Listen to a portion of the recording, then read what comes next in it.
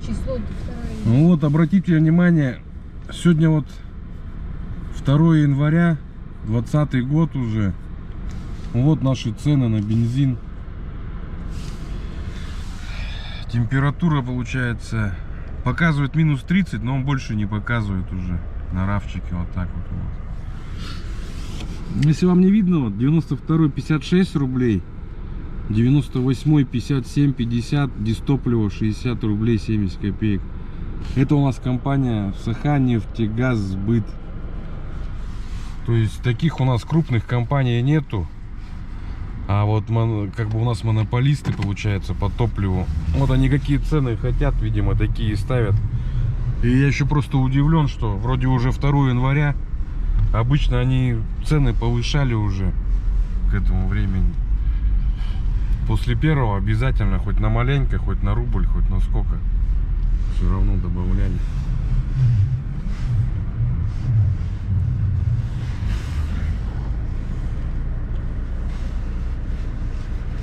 Вот такие новости. Ну вот, заправился на 900 рублей. Получается 16 литров 0,7. Это, допустим, если вот мы в Амурской области заправлялись там на 900 рублей 20 литров с лишним, то здесь только 16. А при наших погодных условиях сожрет как у вас 10. Так что вот и считайте, как мы тут по бензину мы здесь вот попадаем. Но в основном все люди, конечно, много кто ездит на газу. Тоже установка 100 тысяч где-то в районе 100. И гаишники опять там новую заподлянку кинули. Приходится оформлять. То есть непонятно, за что там снимают деньги с нас. Оформление газа будет стоить, там, я не знаю, в районе 8-11 тысяч. Опять же делают записи в ПТС, там, в СОРКу. Ну, то есть, газ вы установили, вы становитесь потенциально опасным, да, а вот они сделали бумажку, и все стало безопасно. То же самое касается и бамперов, и каких багажников. Все, выдали бумажку и ездим, значит, все стало безопасно. Сегодня у нас тепло, наверное, градусов 37-38. Сейчас вот ехал под камеру, старался не превышать скорость. Обгоняет машина с киргизскими номерами. То есть им камеры нипочем. Штрафа им не приходят. Налоги они не платят.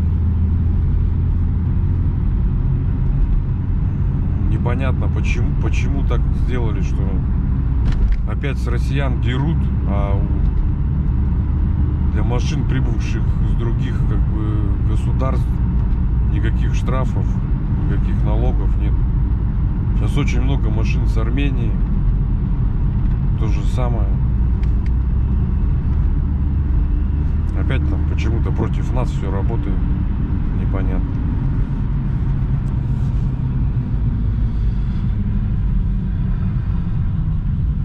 Сейчас мы находимся в старом городе. Сейчас я вам покажу здание ТРК Туймада. Это получается здание принадлежит дочери нашего бывшего Илдархана, то есть нашего президента республики. Это здание принадлежало Саха Полиграф Издату. Ну, то есть общее здание было. И каким-то чудом оно перешло в частные руки. И получается, как они его выкупили, как они... Это там должна быть полиграфическая как бы компания, которую мы, естественно, построили за свои деньги. Вот так вот. А почему-то стало принадлежать дочери бывшего президента. Вот получается ТРК Туймада называется, торгово-развлекательный комплекс Туймада. Наше здание СХ Полиграф издата. Вот видите, какое красивое. За чей счет ремонт был, непонятно. 4000 аренда стоит 4000 рублей метр. И не попадешь сюда еще. Представляете, вот сколько тут? 2000 квадратных метров. Наверное, я думаю, полезной площади. Так, общая площадь 4000 квадратов. Сдаваемая, по-моему, наверное, 2000, скорее всего, сдаваемая. Ну, вот так вот. Вот так вот получается, что в частных руках оказалось. Неизвестно как. Ну и в ваших городах, я думаю, наверное, такая же все. Мэров, заммэров, патриотов наших всех.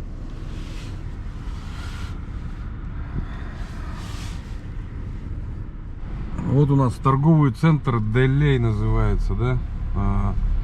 Здесь, получается, стояли деревянные дома в начале. Их все выжигали, поджигали, пожары какие-то были все время там. А потом попало под программу расселения ветхого и аварийного жилья. И появились вот такие два торговые центра замечательных. Заммэра, жены заммэра Олейникова. Ну, Олейников, соответственно, тоже ничего нету. Альфонс. А у жены все есть. Успешный коммерсант. Вот такие вот дела. И вот еще торговый центр Гранд. Тоже тут деревяшки. Люди, по-моему, даже погибли тут при пожаре, когда сжигали. Ну, пожары были. Вот так вот. Я с температурой, оказывается, ошибся. Он показывает больше 30. 31 только что было. Это, оказывается, на улице потеплело настолько с утра. Вот. Просто сказка.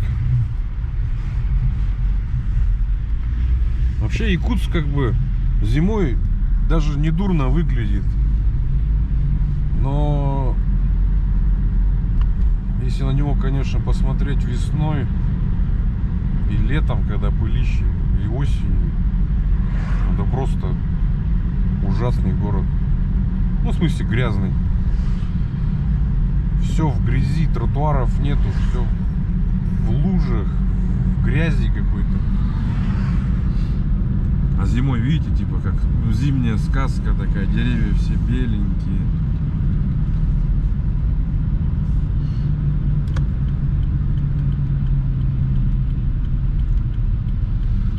Но тем не менее, все равно, конечно, любим свой город. Любим и хоть хотим, чтобы он стал, как говорится, перспективным, хорошим городом. Это самый большой город, расположенный на вечной мерзлоте вообще в России. Столица самого большого региона России. Если, допустим, взять карту, допустим, Якутии, да, на ней вмещается очень много стран. Допустим, 6 Франций. Я не знаю, там миллион каких-нибудь Черногорий, наверное. Город светофоров у нас. Вот видите, вот светофор. Тут же через 200 метров еще один светофор. Везде камеры. То есть работают на стоп-линию и на скорость. Культура вождения у нас как бы на очень низком уровне. Не знаю, с чем это связано. Может, у нас автошколы какие-то неграмотные, да, но по сравнению, допустим, с тем же Владивостоком, в Владивостоке все намного культурнее.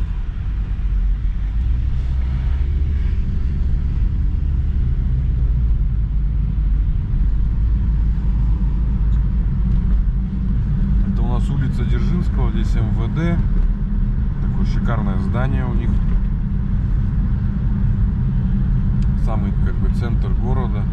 Дороги, ну, более-менее в центре нормальные дороги. Вот видите, светофоры, конечно, это, не знаю, кто это все проектировал, да, но вот светофор. Тут же через 200 метров еще один светофор. И так до бесконечности, через весь город все в светофорах.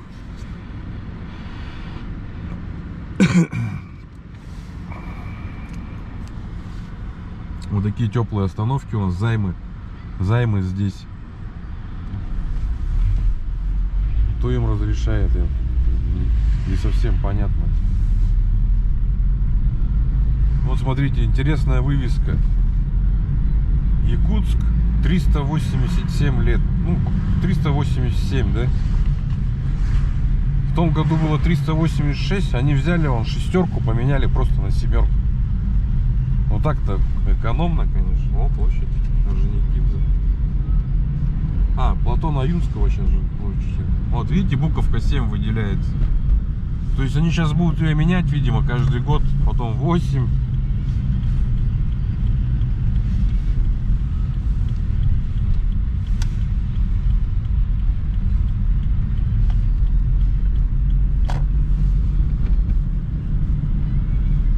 Видите, как красиво деревья смотрятся. А так на самом деле-то они у нас такие страшненькие. Ну, ничего не растет здесь, кроме дальника и березок, березки небольшие. Так другие деревья не хотят у нас расти.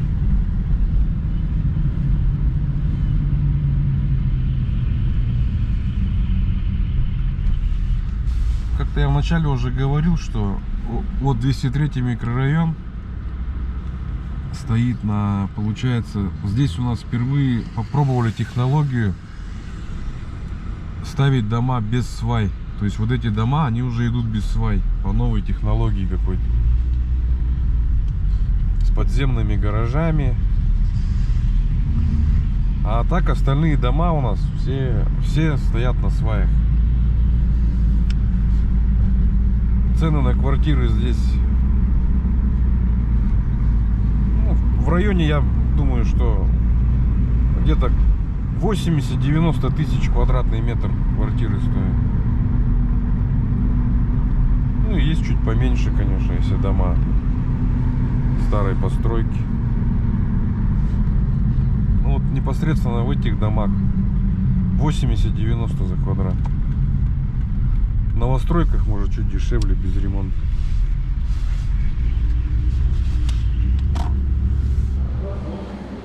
Это вот, короче, якутский авторынок. Вот так вот выглядит зимой.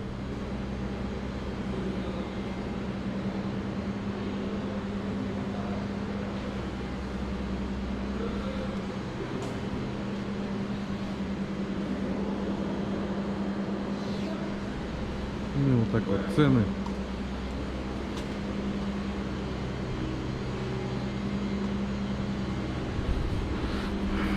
400 рублей в сутки стоит постоять здесь.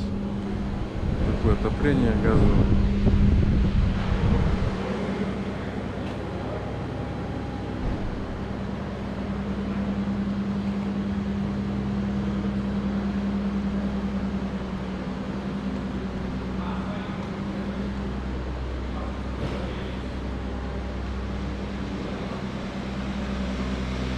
Тачки помоечные.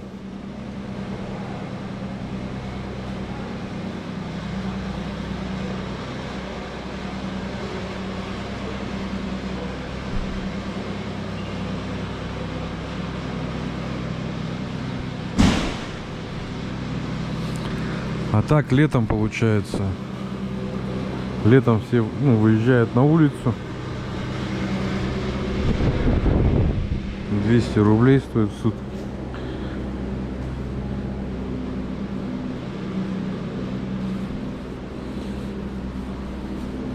И вот эту вот площадку целиком забивают.